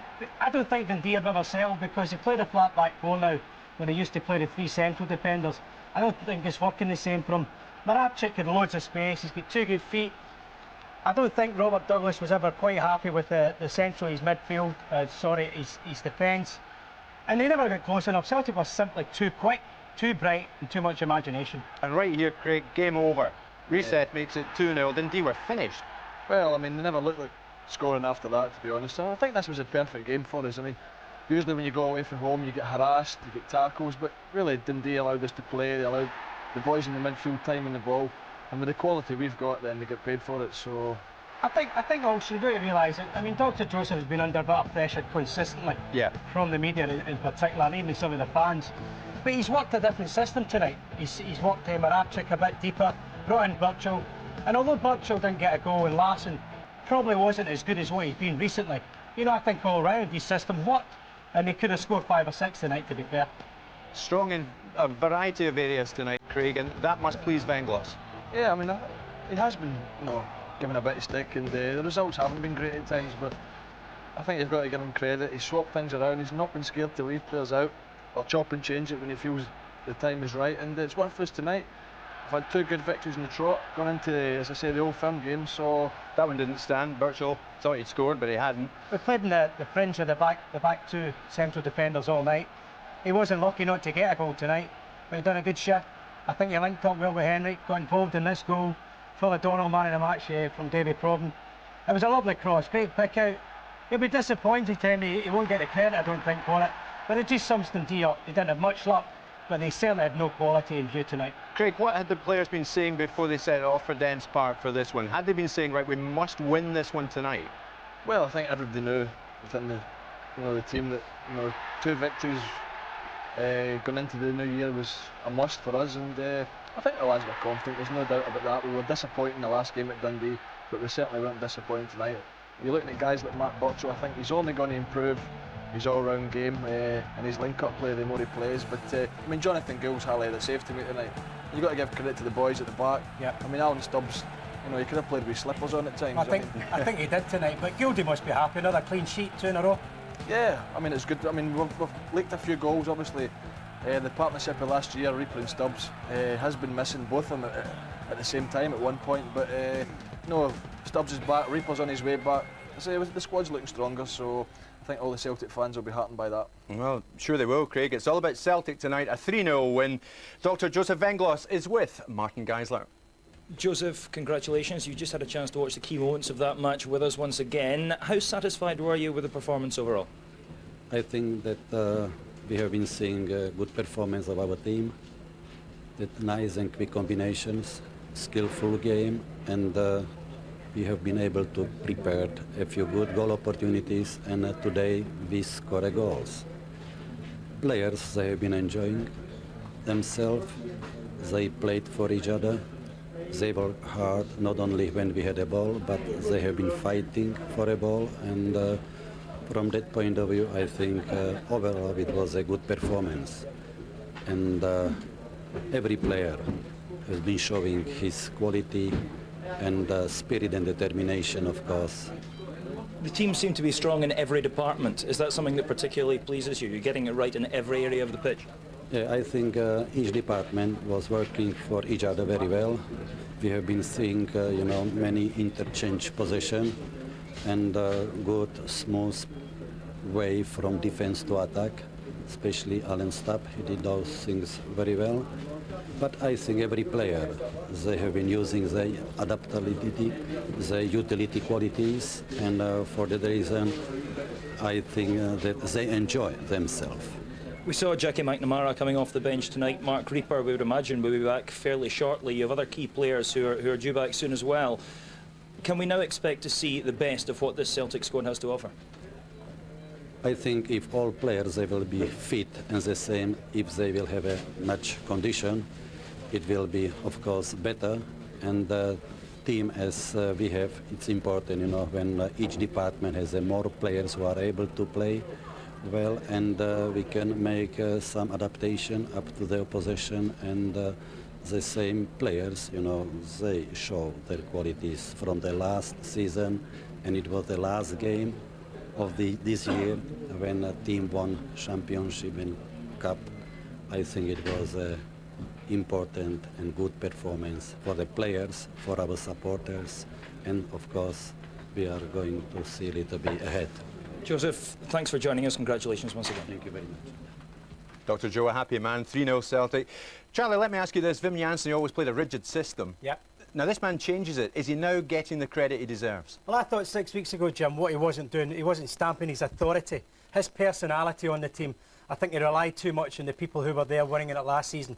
And I think gradually, no disrespect to Jock Brown, but once he's left, I thought it was an opportunity for Dr. Joseph to get his point forcefully across. I think it's taken him time, but I think where he got a big lift was the 5-1 victory of Rangers, when he was so convincing about it, with a lot of strong players out, Now, Craig Bully coming back, Jackie McNamara, Reaper, we keep mentioning them, but when they come back in, I would think these three are certainties to get in the team. It's starting to look a strong squad, and as you say, he changes it.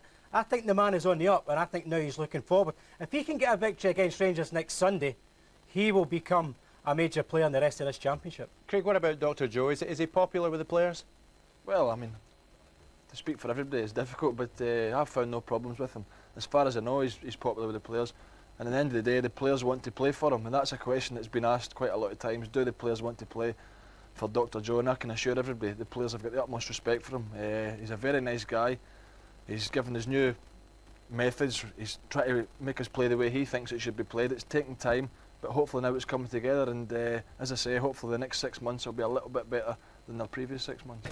But then they went up the park 5 minutes and scored a goal, which obviously gave them a lot of confidence and put our heads down a little bit. But then they come away with another goal quite quickly after the first one, and that certainly didn't help us, because we certainly didn't play with any belief after that. 2 goals down, as you say, after the first within the first 15 minutes. What did you say to your players at half time? I just talked to them about how they defended the bad defending for the goals, and how we've got to defend against situations like that, and what we've got to do, and we had to try and be more positive. But it's difficult. I mean, Celtic are a very good side, so it's difficult if you lose 2 goals early on to get back at them. Jockey, thanks for joining us. Thank you. Jockey. Well, it's getting tough for Dundee, as the table shows. Celtic have consolidated in 3rd place behind Rangers and Kilmarnock as a result of their victory tonight.